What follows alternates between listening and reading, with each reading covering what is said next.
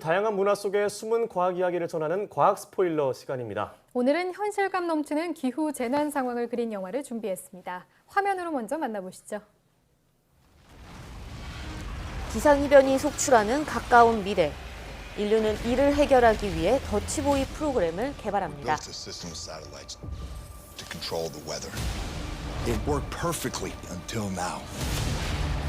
안전하게 지구의 날씨를 조작한 지 이제 2년.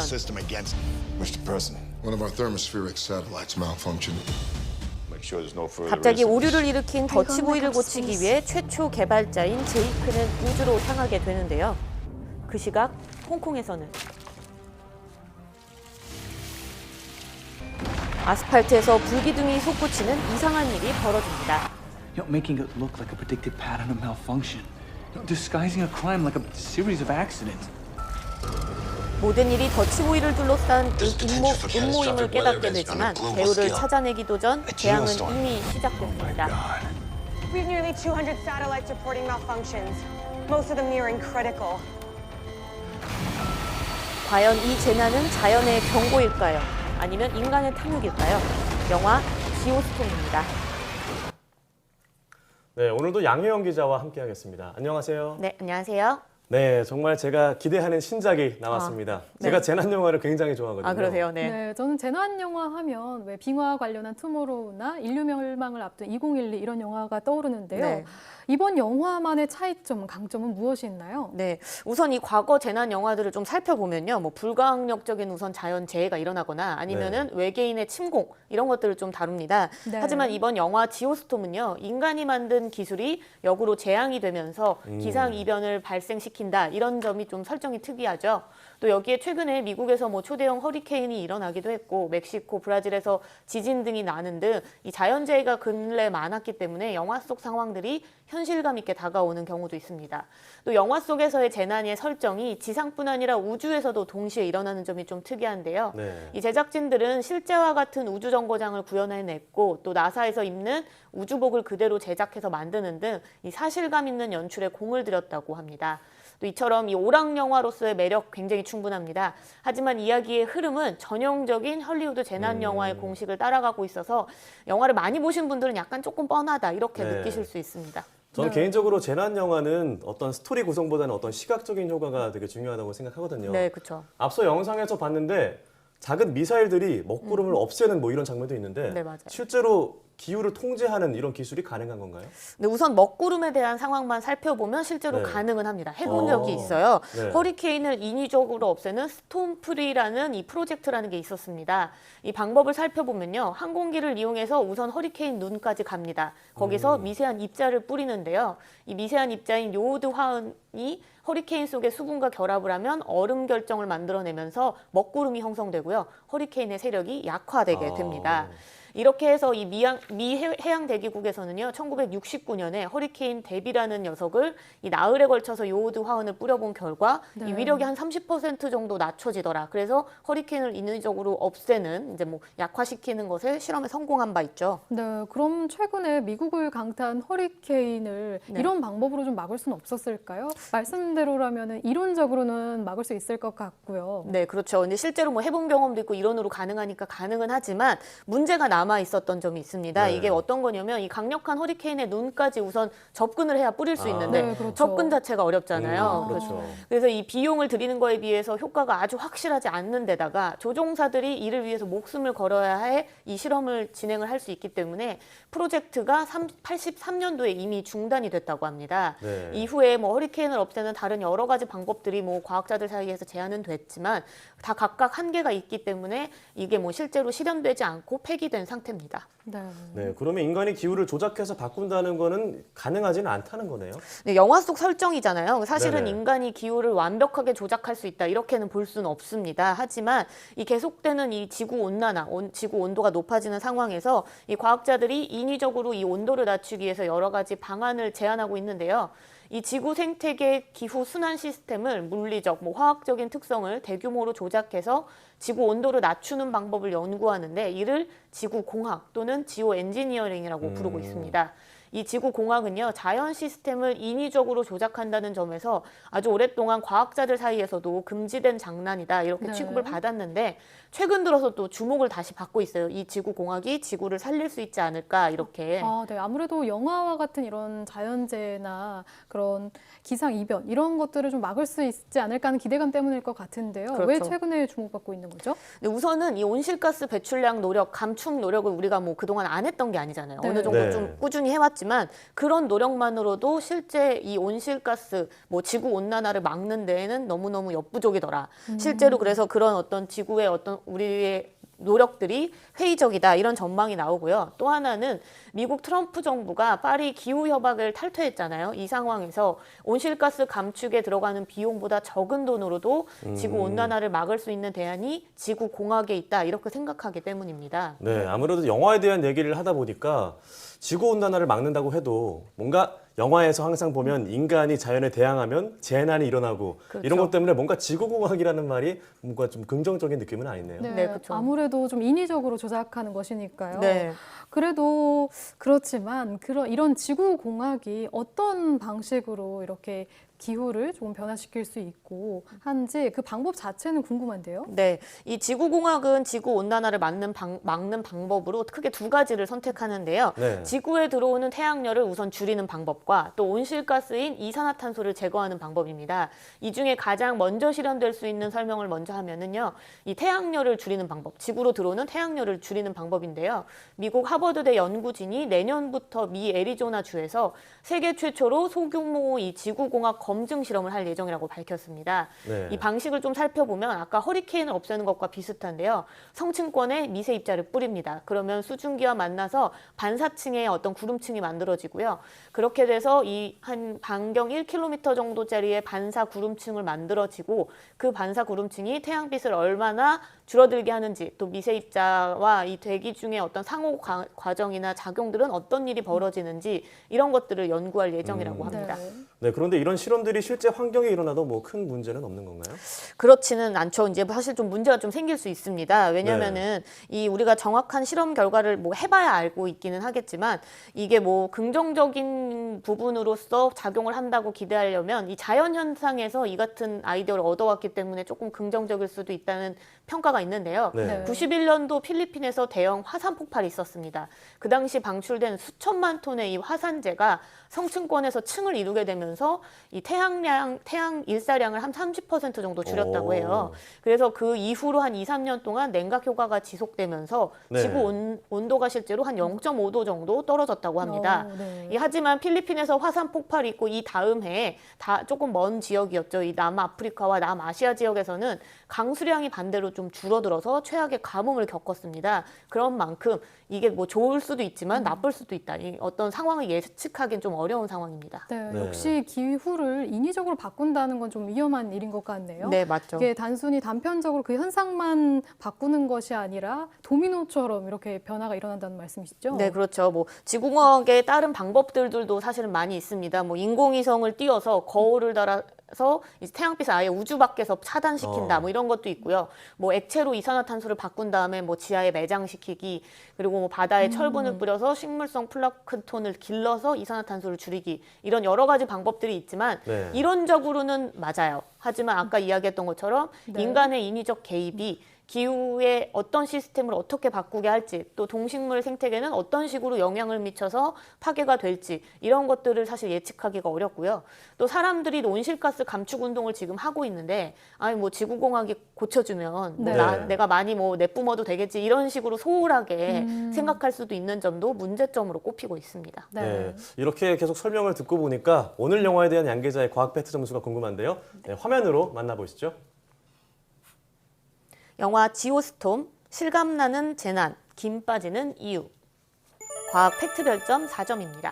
오. 네, 오늘은 기후재난 영화 지오스톰을 통해서 지구공학, 지오엔지니어링에 대해 살펴봤는데요. 아직 현실 반영은 좀 어렵지만 아무쪼록 이런 영화와 같은 재난이 현실에선 일어나지 않았으면 좋겠네요. 네. 오늘 말씀 고맙습니다.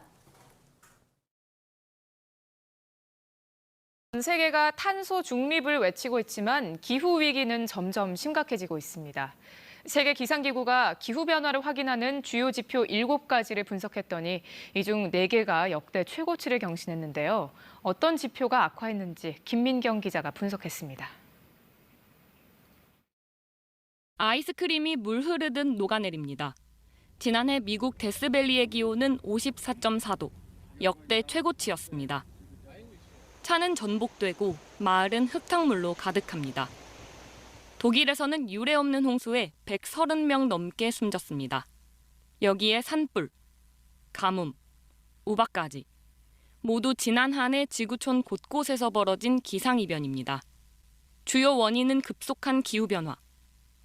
실제로 세계 기상기구 조사 결과 기후변화의 주요 지표 중 4종이 지난해 역대 최고치를 기록했습니다. 이산화탄소 농도는 평균 413.2ppm으로 산업화 이전보다 49% 늘어서 역대 가장 높았습니다. 여기에 해수면 온도 역시 역대 가장 높게 올라갔고 이로 인해 빙하가 녹으면서 해수면 높이도 관측 사상 최고치를 찍었습니다. 특히 바다 생태계를 위협하는 해양 산성도는 2만 6천 년 동안 가장 높은 것으로 분석됐습니다. 이번 WMO 보고서는 IPCC 보고서가 보여준 기후변화 지표들이 최근 몇 년간 전 세계적으로 어떻게 나타났는지, 어떻게 체감됐는지에 관한 정보와 실제 사례를 정책 결정자들에게 제공합니다. 우리나라 시간으로 오늘 오후 5시, 전 세계 언론에 동시에 배포된 이번 보고서에 대해 유엔 사무총장은 즉각 강력한 우려의 뜻을 표명했습니다. Today's State of the Climate Report is a dismal litany of humanity's failure to tackle climate disruption. We must end fossil fuel pollution and accelerate the renewable energy transition. 이번 보고서는 올해 연말에 열리는 유엔 기후변화협약 당사국 총회에 공식 자료로 활용됩니다. KBS 뉴스 김민경입니다.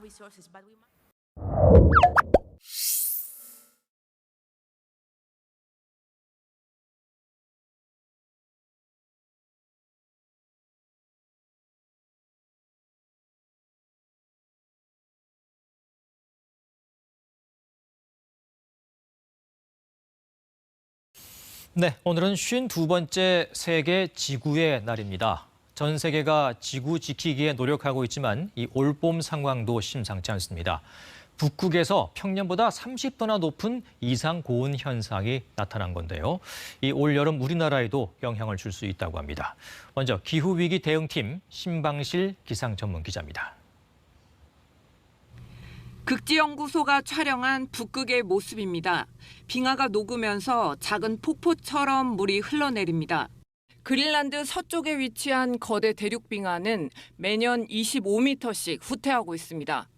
지난 2월엔 북극 기온이 평년보다 10도가량 올랐습니다. 이건 시작에 불과했습니다. 3월 중순이 되자 북극 기온은 영상권까지 치솟았습니다. 평년보다 30도나 올라간 겁니다. 뜨거운 열과 수증기를 머금은 저기압 통과가 원인이었습니다. 보통 3월 달에 영하 30도 정도 북극 온도가 나타나고 있는데 이 폭탄급 저기압이 들어와서 하루에 약 30도가량 급격한 온도 상승이 있었고요. 북극의 바다 얼음에도 빨간불이 켜졌습니다.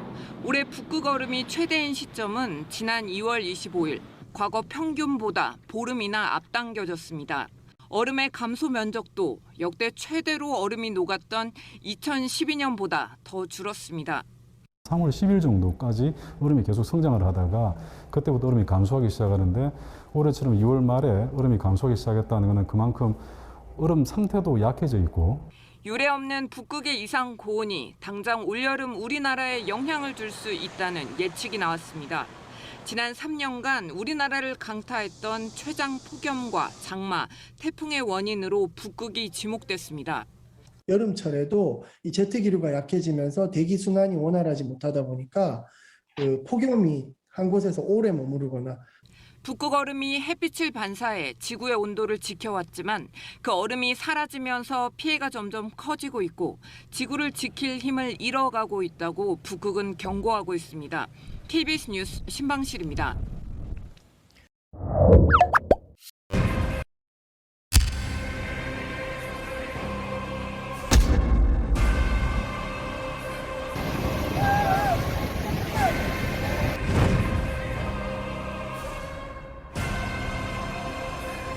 We're going to see this big shift in the flooding that we're used to now to a kind of a new paradigm.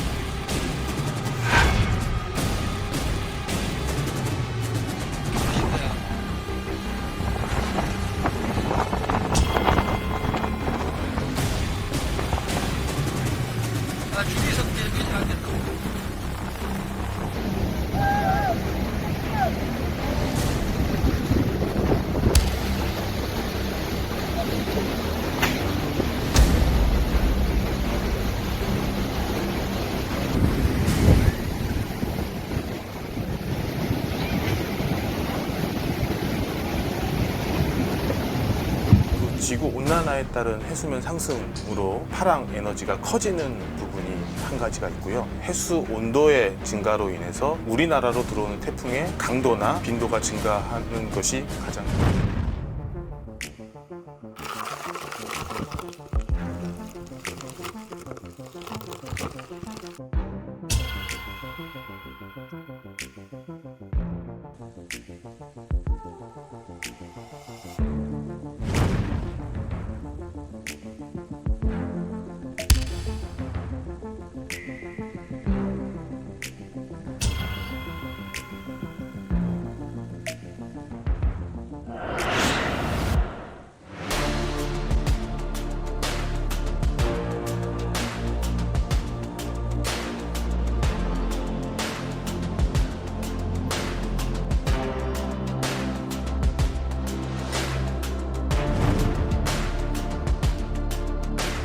모래가 없어질 것이고요. 그 모래가 없어지면 큰 파도가 왔을 때 완충 구역이 없어졌기 때문에 그 민가로 월파나 이런 피해들이 발생할 것이고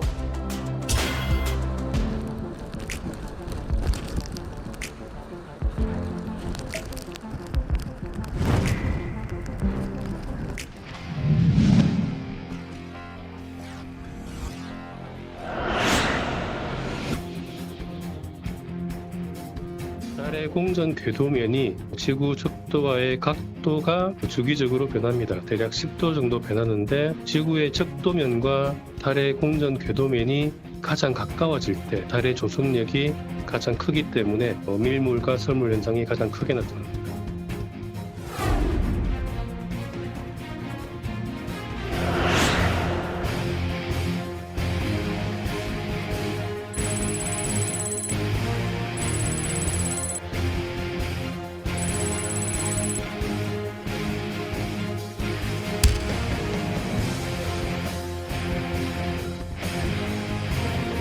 That this increase in coastal flooding is really going to be increased significantly in the coming decades, specifically in 2030 to 2040.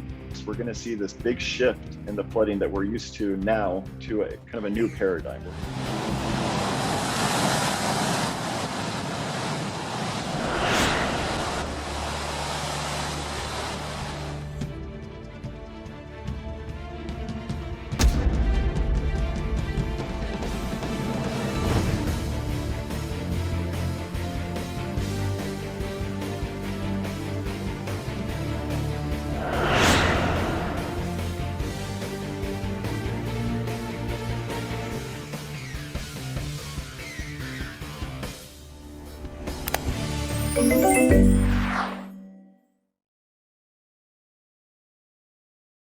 맞습니다. 오늘 기온이 쑥쑥 오르면서 어제보다도 덥겠는데요.